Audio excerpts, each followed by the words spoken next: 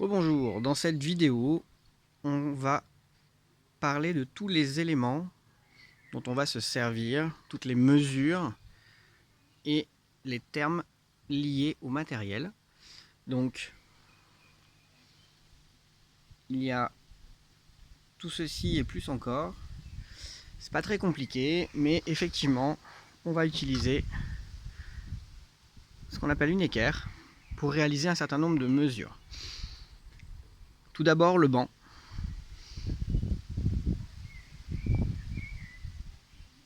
Donc intérieur ou extérieur corde, à vous après d'avoir une mesure qui est constante. Le tiller bas, donc base de la branche. Le tiller haut, en mettant l'équerre perpendiculaire à la corde. Donc c'est donc cette mesure là. Ça, ce sont les trois principales mesures qui servent au réglage.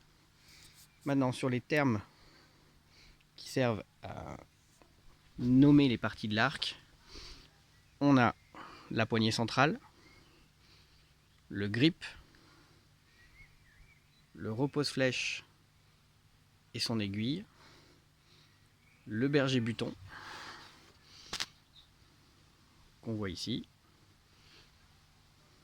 le viseur, l'œilleton, le stabilisateur central, le V-bar, les latéraux, les amortisseurs et les poids associés, la branche du bas, la branche du haut, poupée supérieure, poupée inférieure. Sur la corde, on y retrouve les poupées inférieures et supérieures, le tranche-fil et le point d'encochage qu'on apprendra à faire avec du fil à coudre. Il reste à parler de la fenêtre de l'arc. Pour un droitier dans ce sens, un gaucher de l'autre côté. Le clicker, élément super important, qui est le contrôleur d'allonge.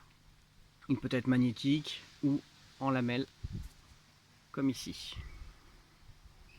Donc voilà pour ce tour d'horizon de l'arc classique.